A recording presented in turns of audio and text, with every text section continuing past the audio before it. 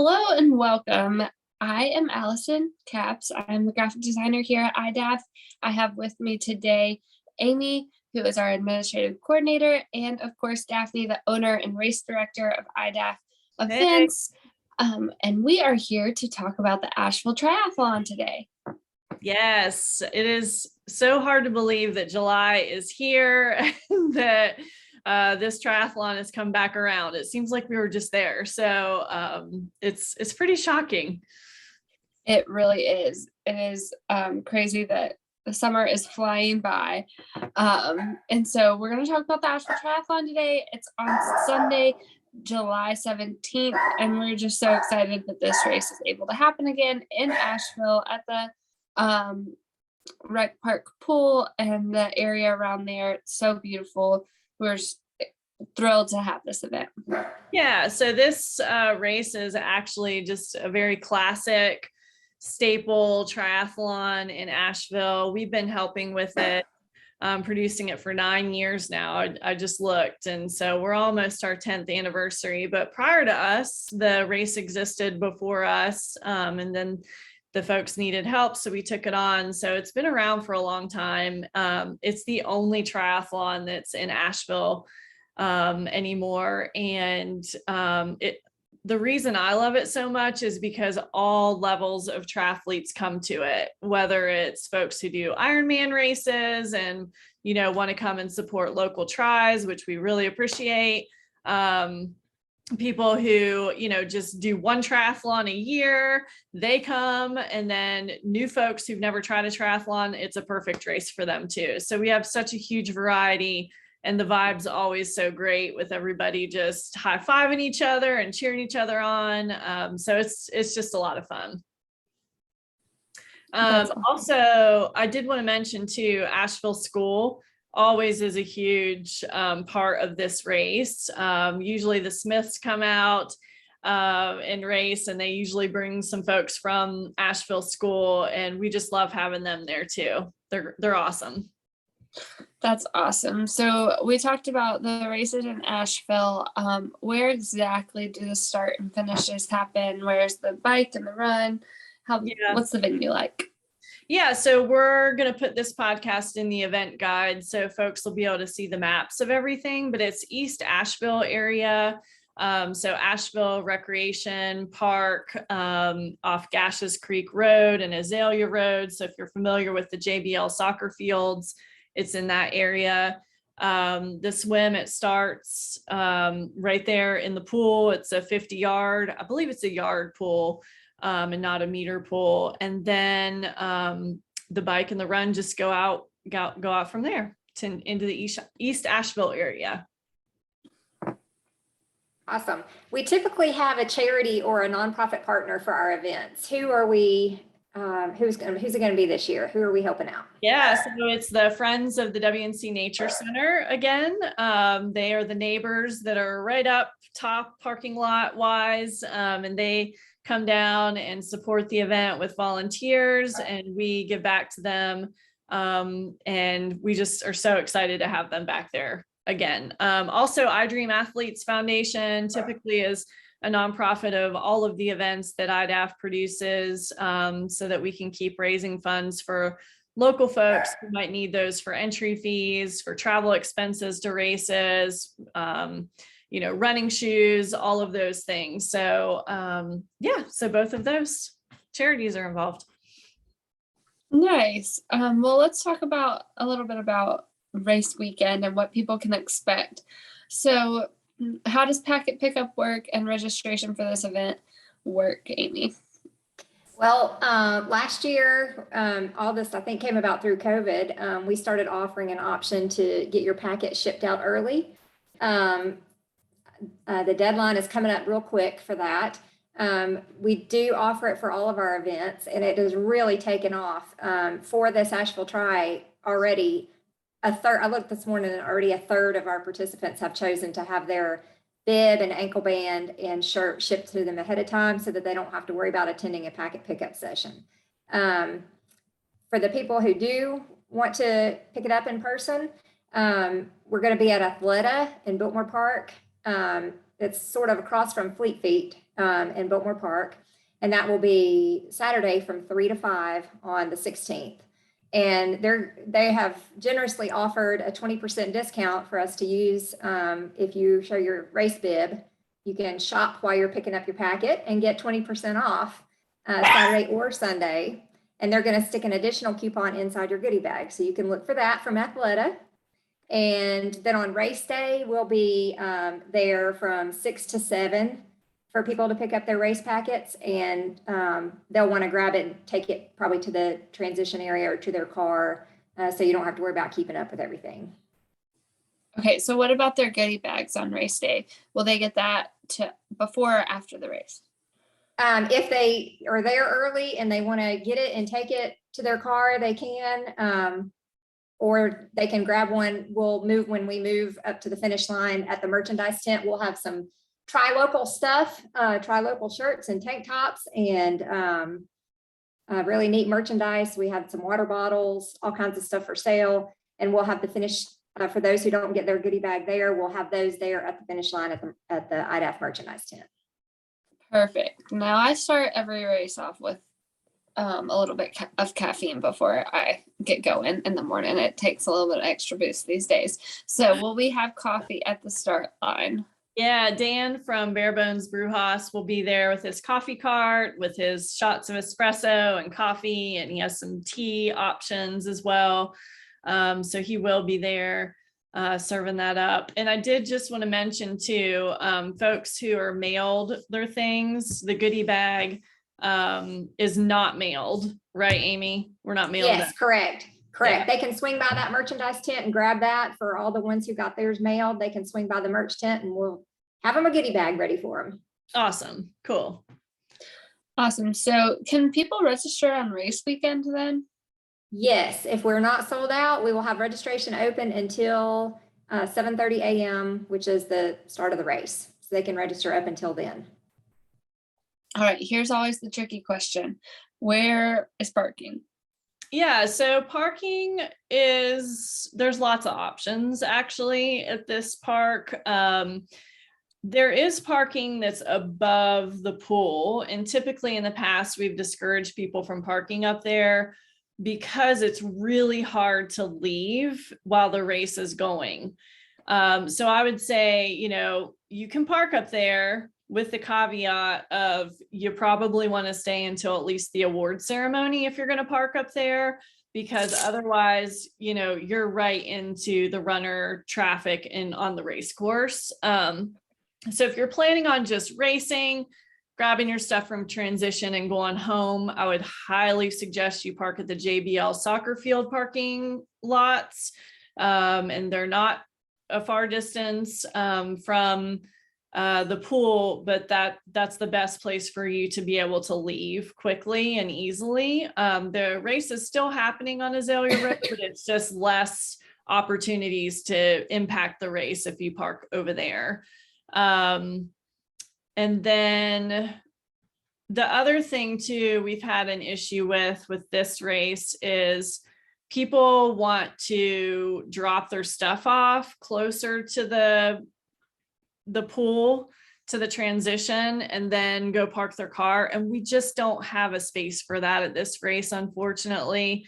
If you're doing that, you're stopping on the main road on the Gashes Creek Bridge, and it stops traffic up, and frankly, it's dangerous. So just park, grab your transition stuff, and go to transition with your bike and your helmet and stuff. You don't need to try to unload your car prior to doing that. So I will add that in. Awesome. So after you're parked, what's after that? Yeah, so we're not going to do body marking. We haven't been doing it with COVID and, the germs and being with, on top of people and stuff, and body marking. So we won't do body marking again. So you can, go straight into transition area, which is by the pool. And the earlier you get there, the better, because you get to pick which bike rack that you want to have. The later you get there, the less opportunities you have to pick the spot that you want.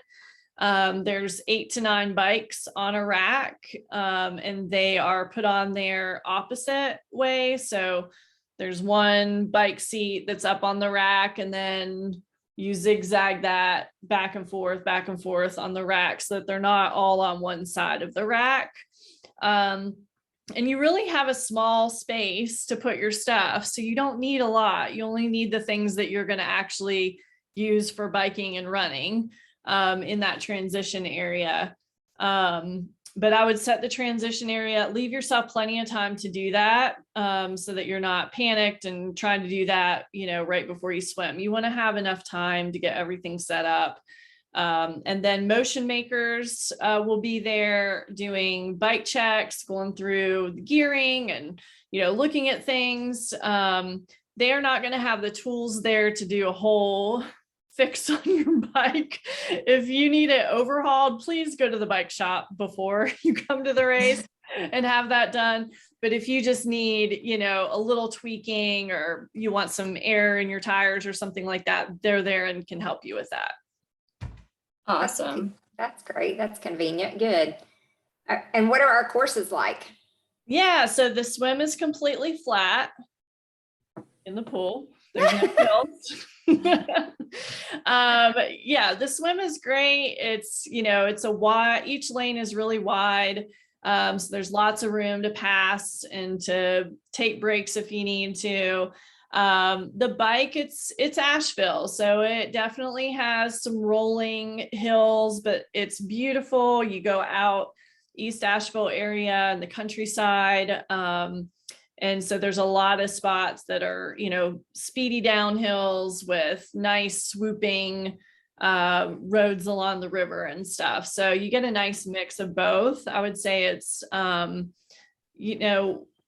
bike is fast. It will go by super fast because it's, around 12 miles. And it's an interesting course. You won't get bored on it. It changes from flat Azalea Road to country roads to some hilliness, back across Tunnel Road into the city. So just the whole view of it sort of changes.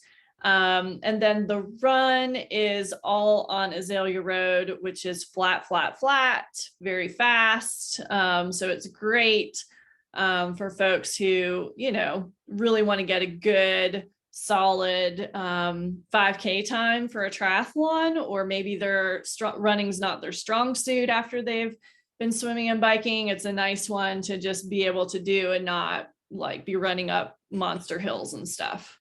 Yes, there's not a stinker hill on the run course.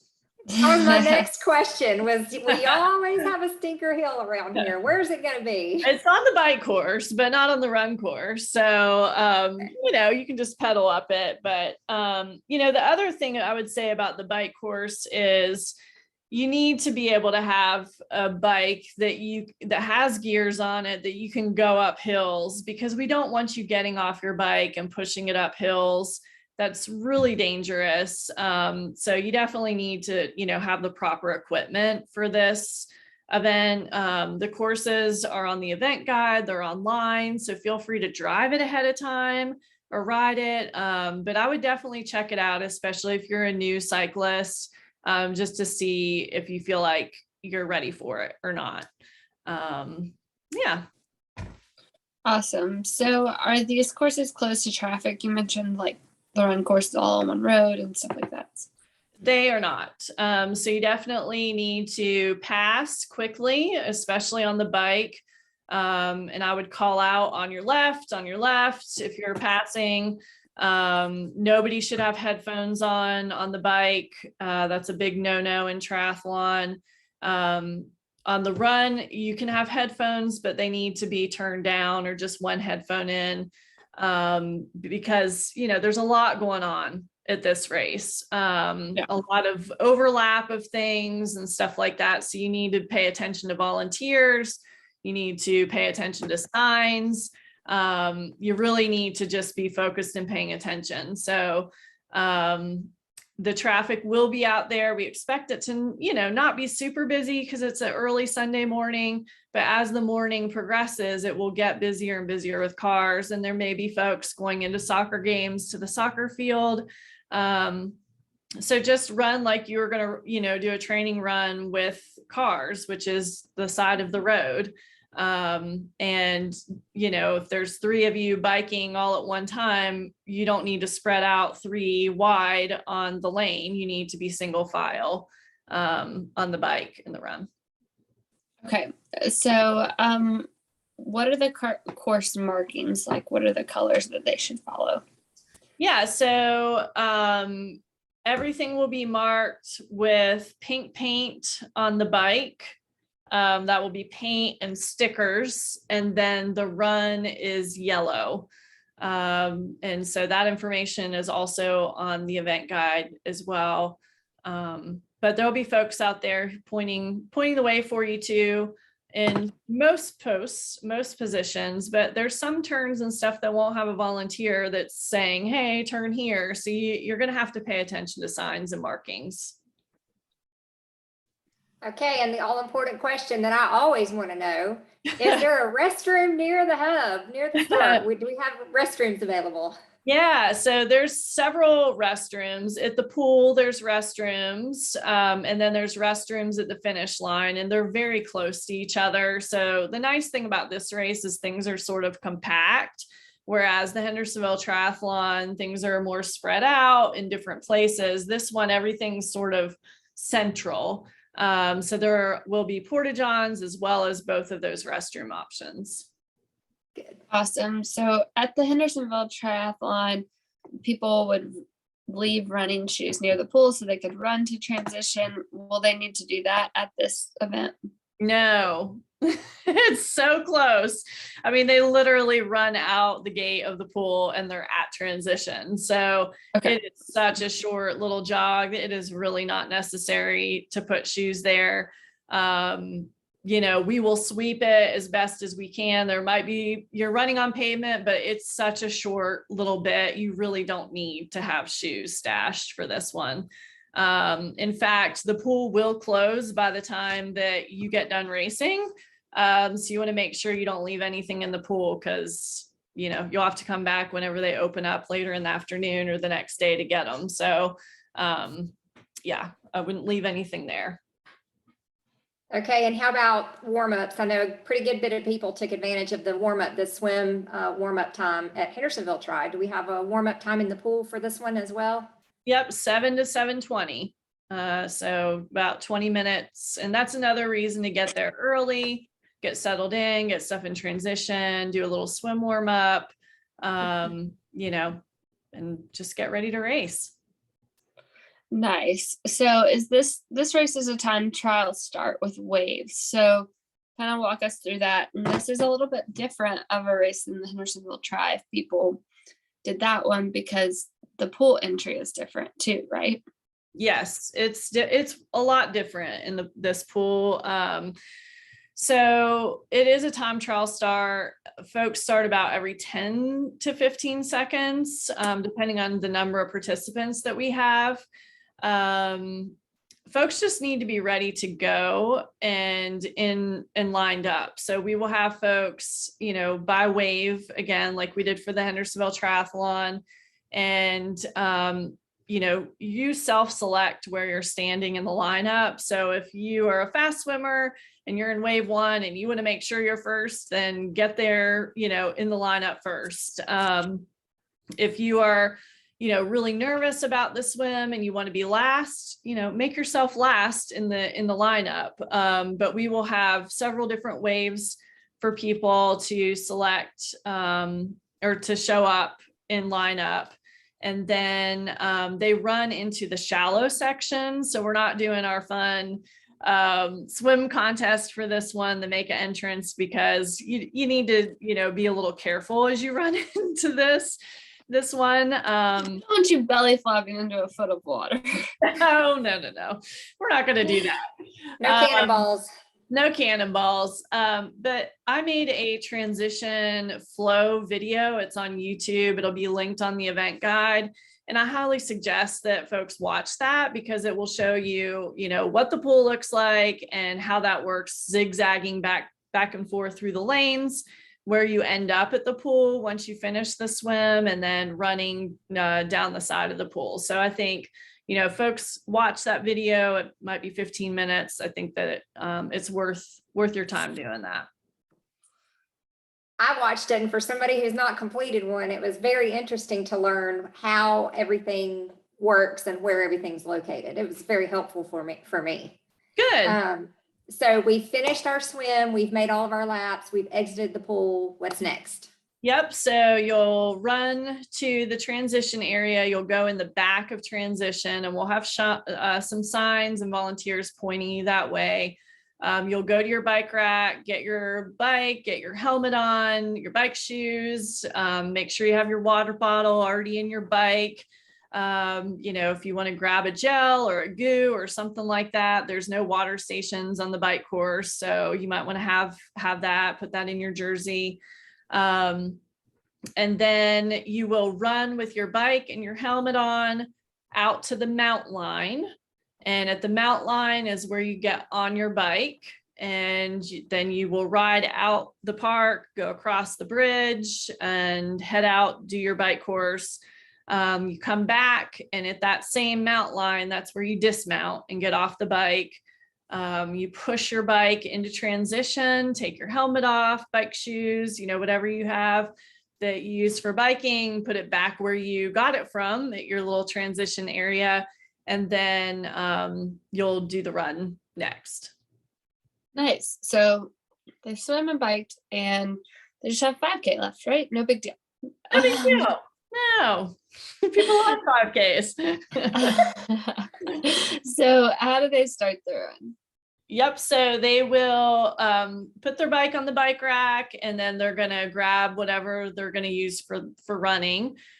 So put the running shoes on. If they had a hat or a visor, sunglasses, it's going to be more daylight by the time that they're running.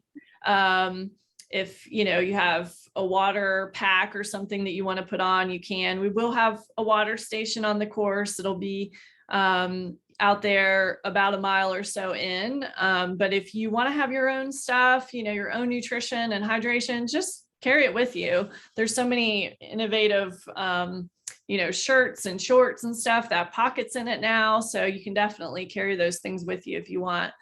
Even bras. Even bras, exactly. This technology is amazing. And you need to make sure and have your race number on. So you don't need your race number in the pool, and you don't need it on the bike.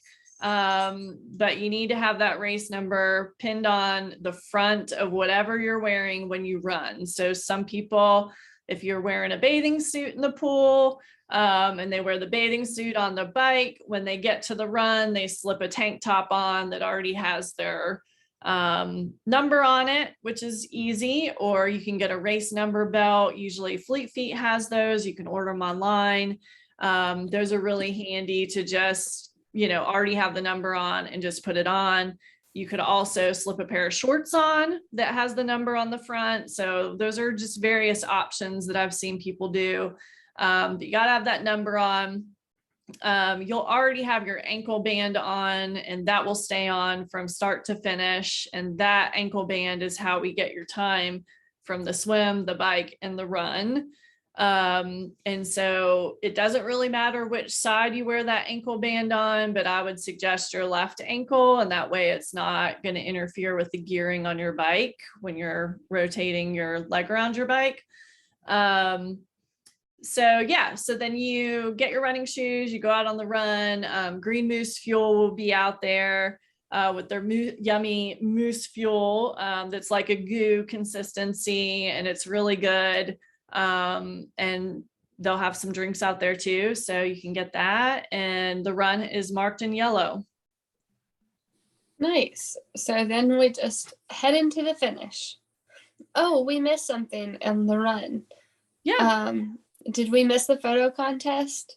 Oh yeah, we didn't talk about the photo contest. Let's talk Got about it. that down there. It's on there for us later. Oh, is it? Okay. Okay. But we can sorry. talk about it now while we're here. Yeah. Tell us about that new, I hear there's a new contest, a new photo contest on a bridge, maybe? Yeah. So I liked your name for it, Amy. Strike a pose. That was good. So yeah, we had so much fun with the swim contest at Hendersonville Tri. And so we're going to do a run contest. Allison will be out there taking photos of folks. And so, we're thinking best jump, thumbs up, something silly, creative, cartwheels. I don't know. I mean, people do all kinds of fun stuff during running races, and we see it less in triathlon. And so we just want to see what fun stuff you guys can come up with. And then we'll post the best photos up a couple days later. You guys can vote on it, and whoever wins will get a free entry to next year's race. So I'm excited to see that because I've seen some amazing jumps and all kinds of things and running photos. I'm excited to see what we get. Yeah. And really fun. Allison will be, we talked about the new bridge that was built a couple years ago down there in Rec Park. And so it's the real pretty one that has the stuff on the top of the bridge, not the old ugly cement bridge, the really pretty one. And that's where you'll be located taking photos. Yeah. So, okay. Sorry to divert us off the notes, but we have done our run, done our swim, done bike, and just finish. Yeah, when you finish, we have finisher medals. We started doing those a couple of years ago, and folks seem to like having those. So we do have finisher medals for folks. We'll have some snacks, just light snack stuff and some drinks. And then yoga massage will be there doing massages if you want one. We'll probably have a chiropractor and a PT there. We're just waiting to hear back from those folks, but typically we have a few come to the events. And then Jay Hanvis with Jaybird Coaching will be there as well. And so you can catch up with him. But yeah, it'll be fun. All right. What about results? Where can we find results? And will we have an award ceremony this year? Yeah, so the results will be posted online at iDaph.net. The award ceremony, we're saying around 10. It might be a little bit earlier than that. So just stick around if you think that you're going to get an award, and we can keep updating you on when we think those will be ready. Really, the determining factor for awards is because it's a time trial start, you can't just, expect the person who swam with you to finish with you. I mean, it could be all out of order because of the way that this race is. So we can't do awards until most people have finished the race, just in case some fast people started at the end. So yeah, we'll have an award ceremony. And then if you can't stay to get your awesome Asheville Triathlon beach towel, you can get that at Fleet Feet starting on Tuesday, July 19th at 3 p.m. Or you can have it mailed to you for $10, and we'll have that link ready after the race. All right. And we've already talked about our run contest, strike a pose, and where to look for Allison. Mm-hmm. Yes. Okay. So now we have we have an important interactive event guide that we've created for you guys, and we just want to let you know that will be coming out in an email. You likely will see the podcast link, and then all of the course maps and anything else you need to know about the event. We give you the timeline and just everything that you could possibly need for it. So definitely be on the lookout for that. But Daphne, is there anything else they need to know or they need to look for or look at ahead of time besides the event guide? Yeah, I would say, things have changed with this race, and the fact that, years ago, we used to have a pre-race meeting at Packet Pickup, which was there at the pool. And there used to be a picnic shelter there. It's not there anymore. So if you show up and you've been to this race, yeah, there's no picnic shelter anymore. So it's gone. Wow. You're at the right place. It's just gone. So things have just sort of evolved, and to get the information that you need to be successful, you have to take a little personal responsibility. Look at the event guide. It's interactive. So there's all these links that you can click on and actually go to maps, go to videos, that sort of thing. So, the time that you would have spent at a pre-event meeting asking me questions and walking around, now you can do that in the comfort of your home, or in your car listening to this podcast, and, watch videos and stuff. So that's changed. And so I would just suggest you do those things, because people are showing up at some races and they just are like deer in headlights. And triathlons are a little complicated, they're complex. And so, especially if you haven't been to this one, check things out ahead of time, and then just keep in mind that the roads are open to traffic. So, if you have blinky lights for your bike, put them on, wear something fluorescent. Like, people, the race is important to you, but to the people in the car, it's important for them to be able to drive and to be able to get around you safely. And so just keep that in mind. We don't own the roads when we're out there. We have a permit, but we don't have the license to just take over the whole road. So just keep that in mind. And just a reminder about people trying to follow others along the course. Just a quick reminder about that. Yes. I mean, it's time trial start. And, so the person in front of you, they might not have studied any of this information. They might not know what they're doing. So, don't just follow the person in front of you and think that they know what they're doing. They could easily take you off the bike course, down a rabbit hole of various roads. So, pay attention yourself to things, and don't just think, oh, the person in front of me, I'm just going to follow them. They're going to know what they're doing, because that's not always the case. Yeah. And a note on that is just too, I feel like every triathlon I get heartbroken for a participant or two that has just veered off course because they're in the zone and they're just looking and they're biking and they get off course. Mm-hmm. I know it's hard to not do that, but pay attention to the course markings. You're gonna, like Daphne said, you're gonna have to take some responsibility and know the course, look at the markings, look at the signs. Yes. Your wheel's not far off from the road, so it's not hard to look. Yeah. And everything is marked so well. You just have to pay attention to it. They're going to be out there. I mark stuff myself. So, it's going to be marked. The yard signs will be up. We have had people steal yard signs before. That's why we do the markings on the ground too. So, pink and yellow are our colors. That's what you look for. And then I did want to just mention too, that reminded me, Allison, take your own bike changing tire kit too, tube kit on your bike. A lot of triathletes don't take that stuff with them, and you get a flat and your race is pretty much done. If that happens, because you don't have that with you. The phone number, you guys all write this down, but the phone number to call if you do get a flat or a mechanical on the course so that we can come find you is 828-684-0812.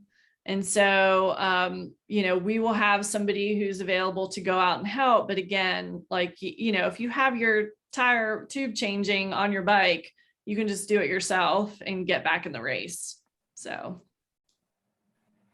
All right. Good to know. What sponsors do we need to thank for continuing to support us?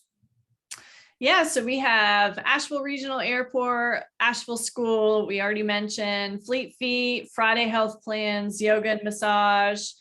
We have Green Moose Fuel, Jaybird Coaching, First Bank, Athleta, Motion Makers, Bare Bones Brewhouse, and I believe that Asheville Videography will be coming again, usually Christopher Thompson comes out to also take photos at the race. So hopefully he'll be there again to capture some of those alongside Allison.